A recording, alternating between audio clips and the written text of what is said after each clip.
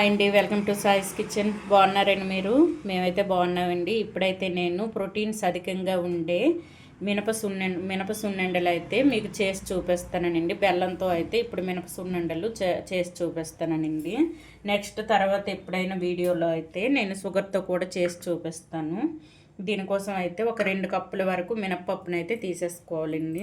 1 కప్పుతో అయినా చేసేసుకోవచ్చు. నేనైతే ఒక 2 కప్పులు తీసేసుకున్నానండి. 1 కప్పు మామూలు పొట్టు తీసిన మినపప్పు తీసుకోవాలండి. ఇంకొక కప్పు వరకు కూడా పొట్టు తీసిందే తీసేసుకొని ఈ పొట్టు పప్పు ఉంటుంది కదండి, పొట్టు తీయకుండా అది కూడా ఈ ఉన్న 1/2 కప్పుకి అయితే వేసేసుకోవాలి. ఈ పొట్టు మినపప్పు ఉంటుంది కదండి, ఇదైతే ఉన్న 1/2 కప్పు కూడా వేసేసుకుందాం. ఈ విధంగా వేసుకోవడం వల్ల టేస్ట్ బాగుంటుంది. ఇది హెల్దీ కూడా ఉన్నది, బలం అండి ఇది. అందుకోసమని నేను 1/2 కప్పు వరకు ఈ పొట్టు మినపప్పును తీసుకున్నానండి. 1 కప్పున్నర వరకు పొట్టు తీసిన మినపప్పును అయితే తీసేసుకున్నాను. ఈ విధంగా 2 కప్పుల వరకు మినపప్పును అయితే తీసేసుకున్నానండి. ఇప్పుడు ఇదైతే స్టవ్ ఆన్ చేసేసుకొని ఒక ప్యాన్ పెట్టేసుకున్నాను. ఇందులో అయితే వేయించుకున్నాను అండి. ఈ 2 కప్పుల మినపప్పును కూడా మంచిగా వేయించుకోవాలండి. పాతకాలంలో ఎక్కువ చేసేవాళ్ళండి మినప సున్నుండలు అయితే. చూడండి, ఈ విధంగా ఒకే పప్పుతో కాకుండా ఈ విధంగా 2 కలిపి చేసుకుంటే టేస్ట్ బాగుంటుంది.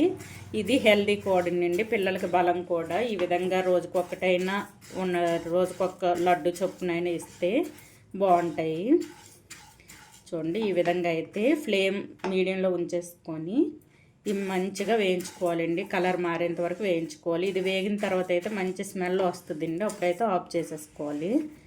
చూడండి, ఈ విధంగా ఈ 2 పప్పులు ఈ విధంగా కలుపుకుంటే బలం అండి. అందుకోసం అయితే నేను పొట్టు మినపప్పును కూడా వేసేసుకున్నాను. 1 కప్పు మీరు వేసుకుంటే పప్పు, 1/2 కప్పు పొట్టు మినపప్పును అయితే వేసేసుకోండి. ఈ విధంగా అయితే మంచి కలర్ వచ్చేంత వరకు కలిపేసుకోవాలండి. ఫ్లేమ్ మీడియంలోనే ఉంచేసుకొని వేయించుకోవాలి ఇవి.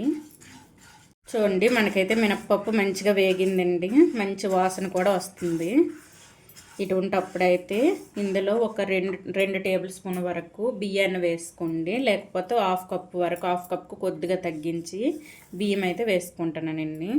ఎందుకంటే ఇది మనం అంగం మినపప్పుతో చేసుకుంటే మనం తినేటప్పుడు అయితే నోటికి చుట్టుకుపోతాయండి ఇవి. అందుకోసమని బియ్యం వేసుకుంటే మంచిగా వస్తాయి. ఈ విధంగా బియ్యం వేసుకొని ఒక 2-3 మినిట్స్ అయితే వేయించుకోవాలండి. ఆల్రెడీ మనకి మినపప్పు అయితే మంచిగా వేగిపోయింది. బియ్యం కూడా కొద్దిగా వేడైతే సరిపోతుందండి. మినపప్పు వేడికే ఇవి వేడి అయిపోతాయి. ఒక 2-3 మినిట్స్ అయితే ఈ విధంగా వేయించుకొని పక్కకు తీసేసుకున్నామండి. మంచి వాసన వస్తుందండి వేగేటప్పుడే. చూడండి, ఈ విధంగా మంచిగా వేయించుకోవాలి. ఈ విధంగా వేయించుకోవడం వల్ల మీకైతే ఈ మినప సున్నుండలు అయితే మంచిగా వస్తాయి.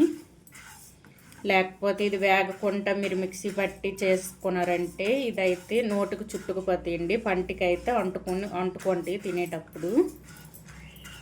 చూడండి, ఈ విధంగా వేయించుకోవాలి. ఇప్పుడైతే స్టవ్ను ఆఫ్ చేసేసుకొని ఒక ప్లేట్లో తీసుకుందామండి. ఇవి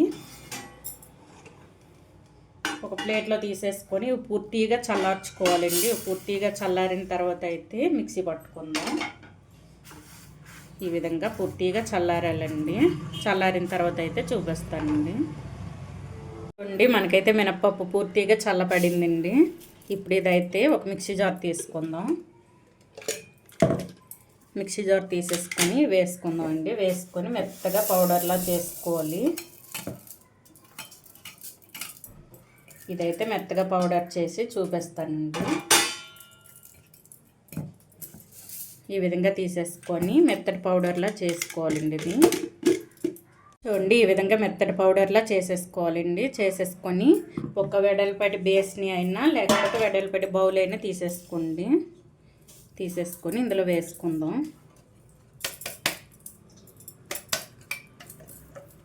ఇప్పుడు ఇందులో నేనైతే ఇగుండి బెల్లం 1 కప్పు తీసుకున్నానండి. 2 కప్పులు మినపప్పుకి 1 కప్పు బెల్లం అయితే తీసేసుకున్నాను. సన్నగా తురిమి తీసేసుకోండి.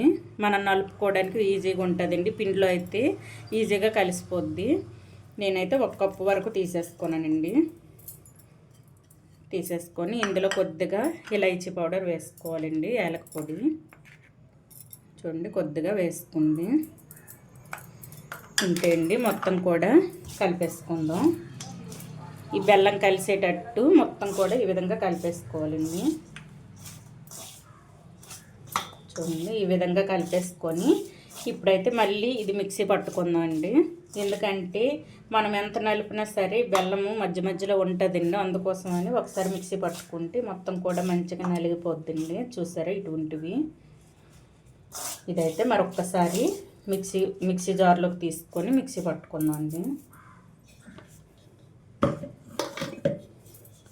చూడండి ఈ విధంగా బెల్లం కలిపి మొత్తం కూడా మళ్ళీ మెత్తగా మిక్సీ పట్టి చూపిస్తానండి. చూడండి ఇలా ఈ విధంగా అయితే మెత్తగా మిక్సీ పట్టుకోవాలి. ఎక్కడ బెల్లపు ముక్కలు లేవు చూడండి. ఈ విధంగా బెల్లం కూడా వేసుకొని మిక్సీ పట్టుకోవడం వల్ల ఎక్కువసేపు మనకు పట్టదండి ఇది నలపడం.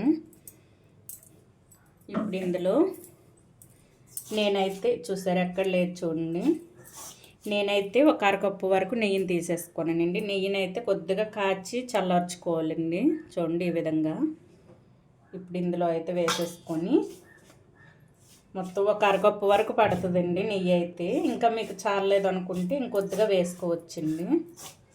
ఈ విధంగా మొత్తం కలిపేసుకొని చుట్టేసుకోవడం అండి సున్నుండలు అయితే. చూడండి ఈ విధంగా వేసుకోవాలి. ఈ విధంగా చేసుకోండి. అసలు పాతకాలంలో ఏ విధంగా అయితే సున్నుండలు చేసుకునే వాళ్ళు అదే విధంగా వస్తాయండి మీకైతే. చూడండి అరకప్పు వరకు నెయ్యి అయితే పట్టిందండి నాకు. ఇదైతే ఉండలు చుట్టేసుకుందాం. టేస్ట్ అయితే సూపర్గా ఉంటుందండి. మన పాతకాలంలో అమ్మమ్మలు నానమ్మలు ఈ విధంగా చేసుకునేవాళ్ళు. చూడండి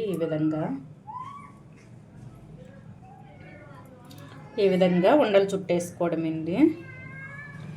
చూడండి ఈ విధంగా చుట్టేసుకోవాలి. అన్నీ కూడా ఈ విధంగా చుట్టి చూపిస్తానండి. చూడండి ప్రోటీన్స్ అధికంగా ఉండే మనకైతే మినప సున్నుండలు అయితే రెడీ అయిపోయింది. ఈ విధంగా అయితే చేసేసుకోవాలి బెల్లంతో. షుగర్తో కూడా నేను చేసి చూపిస్తానండి తర్వాత. ఇప్పుడైతే బెల్లంతో చేసి ఈ విధంగా అయితే చేసేసుకున్నాను. సూపర్గా ఉన్నాయండి. చూడండి ఈ విధంగా అయితే వచ్చాయి.